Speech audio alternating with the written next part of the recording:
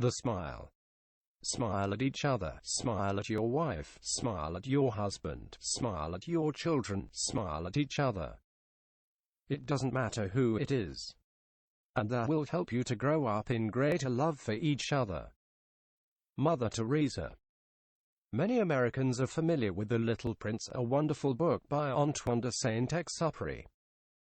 This is a whimsical and fabulous book and works as a children's story as well as a thought-provoking adult fable. Far fewer are aware of Saint-Exupery's other writings, novels and short stories.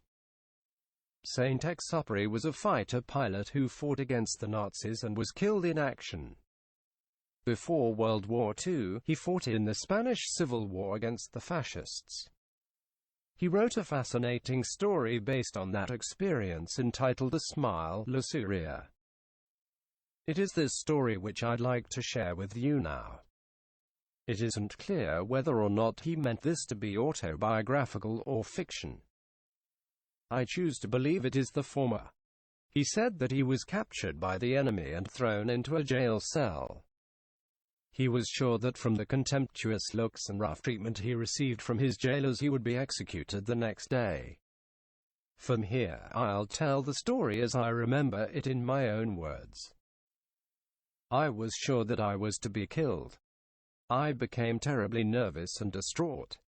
I fumbled in my pockets to see if there were any cigarettes which had escaped the search. I found one, and because of my shaking hands I could barely get it to my lips. But I had no matches, they had taken those. I looked through the bars at my jailer. He did not make eye contact with me. After all, one does not make eye contact with a thing, a corpse. I called out to him, "Have you got a light, por favor?" He looked at me, shrugged, and came over to light my cigarette. As he came close and lit the match, his eyes inadvertently locked with mine. At that moment, I smiled. I don't know why I did that.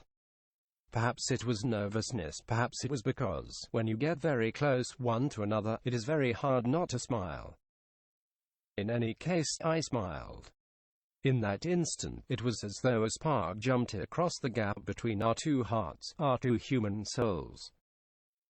I know he didn't want to, but my smile leaped through the bars and generated a smile on his lips, too. He lit my cigarette but stayed near, looking at me directly in the eyes and continuing to smile. I kept smiling at him, now aware of him as a person and not just a jailer. And his looking at me seemed to have a new dimension, too. "Do you have kids?" he asked. "Yes, here." I took out my wallet and nervously fumbled for the pictures of my family.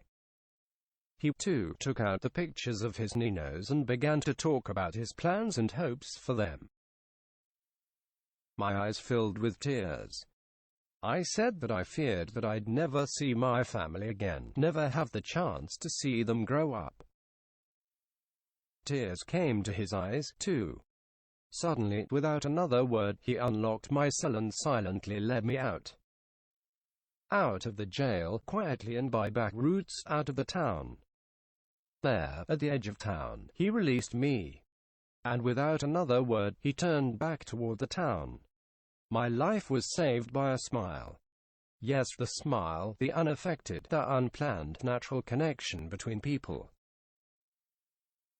I tell this story in my work because I'd like people to consider that underneath all the layers we construct to protect ourselves, our dignity, our titles, our degrees, our status, and our need to be seen in certain ways, underneath all that remains the authentic, essential self. I'm not afraid to call it the soul. I really believe that if that part of you and that part of me could recognize each other, we wouldn't be enemies. We couldn't have hate or envy or fear.